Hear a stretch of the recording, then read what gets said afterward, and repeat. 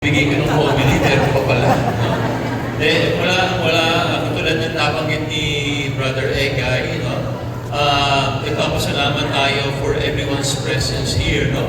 Alam mo, napakaganda ng ating tema itong ating 21st anniversary, no?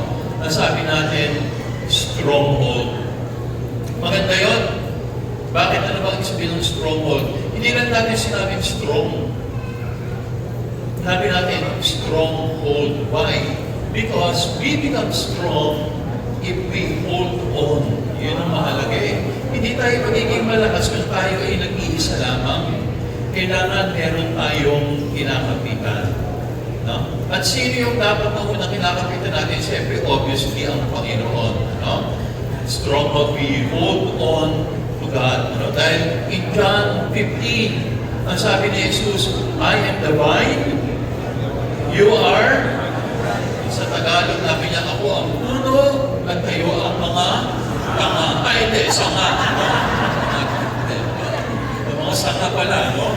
So, and then, anong sabi ni Jesus? Without me, you cannot do anything.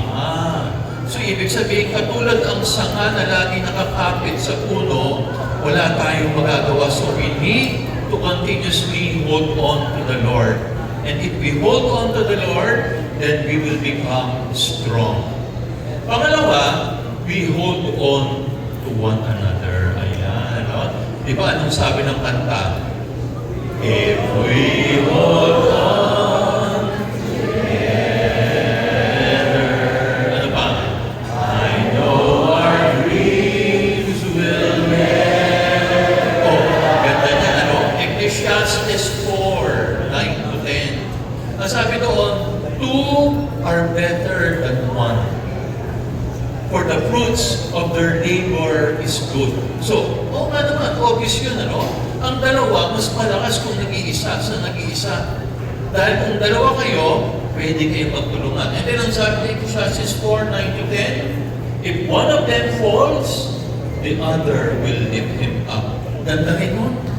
Kapag bumagsak yung isa, kapag natisod yung isa, yung kanyang kasama ay tutulungan siyang makatayo. No? Kaya mga kapatid, sabihin nyo nga po sa katabi nyo ngayon, thank you for holding on to me. At sabihin ninyo, while holding one another's shoulders, let's hold on to one another. Ayan, okay. No? So, we hold on to God, we hold on to one another.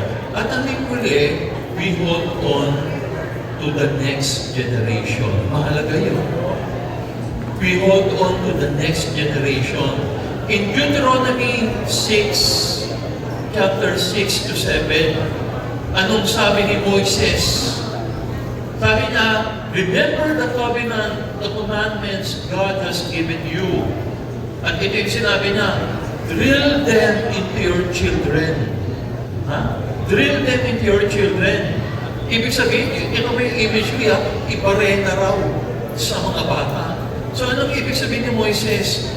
Aba, kailangan meron tayong kapalit. Dahil hindi tayo forever. Sabihin nyo nga sa katabi nyo, hindi ka immortal. Yan, hindi tayo immortal, no? Anong sabi ni Durante? Tatanda at lilipas din. Totoo yan. Tingnan nyo katabi nyo, mukha bang lilipas na? Huwag naman sana agad-agad, ano?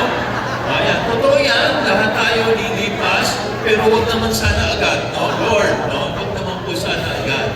Pero maganda rin na we prepare ourselves. Kaya ito po ang panawagan ko, no, sa ating mga dito, no? Huwag natin isipin na tayo lang ang gagawa nito.